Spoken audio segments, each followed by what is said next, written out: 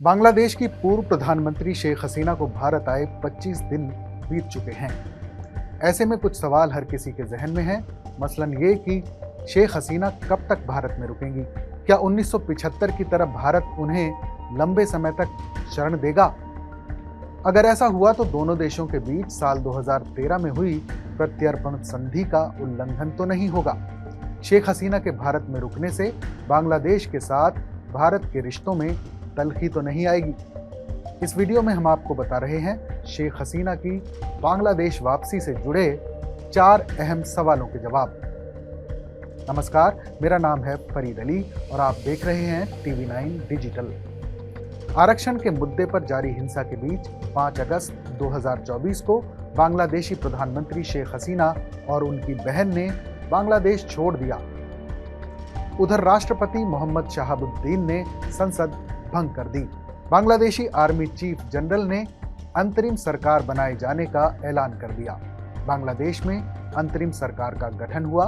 मोहम्मद यूनुस अंतरिम सरकार के मुखिया बनाए गए। इसके बावजूद शेख हसीना के खिलाफ प्रदर्शनकारियों का आक्रोश कम नहीं हुआ। 13 अगस्त को शेख हसीना पर हत्या का पहला मामला दर्ज हुआ। इसके बाद उन पर 76 केस दर्ज हो चुके हैं, जिनमें 63 मामले सिर्फ हत्या से जुड़े हैं। 22 अगस्त को बांग्लादेश की अंतरिम सरकार ने शेख हसीना और उनके परिवार के लोगों के डिप्लोमेटिक पासपोर्ट भी रद्द कर दिए, जिसके चलते अब उनके भारत में रहने का समय सीमित हो गया है। भारत की वीजा पॉलिसी के मुताबिक अगर किसी बांग्लादेशी नागरिक के पास भारतीय वीजा नहीं है तो वो सिर्फ 45 दिन तक ही यहाँ रह सकता है। शेख हसीना को भारत आए 25 दिन बीत चुके हैं। ऐसे में कानूनी तौर पर वो सिर्फ 20 दिन और भारत में रह सकती हैं। पासपोर्ट कैंसिल होने की वजह से शेख हसीना को बांग्लादेश प्रत्यर्पित किया जा सकता है। हसीना को नया पासपोर्ट हासिल करने के लिए बांग्लादेश की 2 जांच एजेंसियों से क्लियरेंस चाहिए, जो कि मिलनी मुश्किल है। 29 अगस्त को शेख हसीना और उनके करीबियों को दी गई विशेष सुरक्षा भी वापस ले ली गई है। ऐसे में एक अहम सवाल उठता है कि अगर बांग्लादेश ने शेख हसीना के प्रत्यर्पण की मांग की तो भारत क्या जवाब देगा? साल 2013 में भारत और बांग्लादेश के बीच प्रत्यर्पण समझौता हुआ था।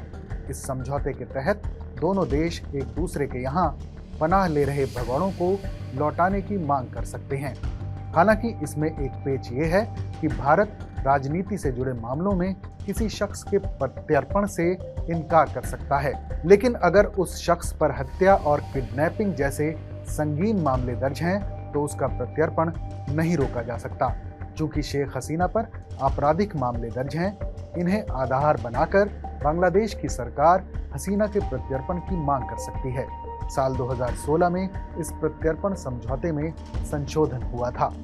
इस संशोधन के मुताबिक प्रत्यर्पण की मांग करने वाले देश को अपराध के सबूत देने की जरूरत भी नहीं है, केवल कोर्ट से जारी वारंट ही काफी है। हालांकि विदेशी मामलों के जानकारों का कहना है कि भारत सरकार हसीना के प्रत्यर्पण से इनकार कर सकती है। वो कह सकती है कि हसीना पर लगाए गए आरोपों के ठोस सबूत नहीं हैं। प्रत्यर्पण समझौते के अनुच्छेद 8 के मुताबिक प्रत्यर्पण से इनकार के लिए कई आधार दिए गए हैं।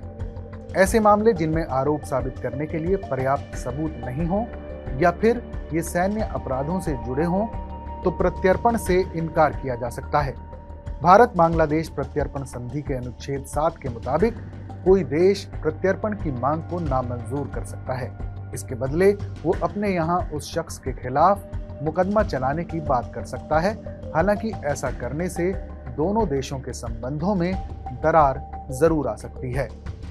अब ऐसे में भारत को इस मामले में क्या कदम उठाने चाहिए? इसका जवाब इंडियन एक्सप्रेस की रिपोर्ट देती है। पूर्व रॉ अधिकारी का कहना है कि भारत को बांग्लादेश के साथ अपने संबंधों पर और अपने आर्थिक हितों की सुरक्षा पर ध्यान देना होगा। साथ ही उसे पुरानी मित्र और सहयोगी शेख हसीना के साथ खड़ा भी दिखना होगा। हसीना को बांग्लादेश को सौंपने में हमारा हित नहीं है। दोनों पक्षों के पास वकील हैं जिनका इस्तेमाल करके वो अपना पक्ष रख सकते हैं। इस वजह से संधि की कानूनी बातें मायने नहीं रखती। इस मामले में संतुलन की जरूरत नहीं।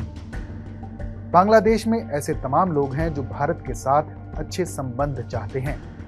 बांग्लादेश में हसीना की पार्टी आवामी लीग की जड़ें बहुत गहरी हैं। वो फिर से उठ खड़ी होंगी।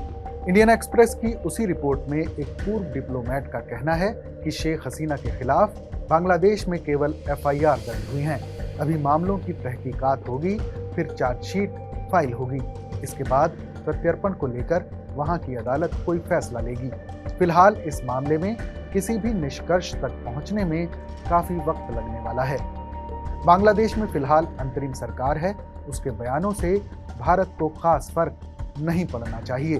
भारत को इस बात पर फोकस करना चाहिए कि भविष्य में बांग्लादेश में जो सरकार बनेगी उसके साथ संबंध कैसे हों। बहरहाल हमारी इस रिपोर्ट पर आपकी क्या राय है, कमेंट करके हमें जरूर बताएं।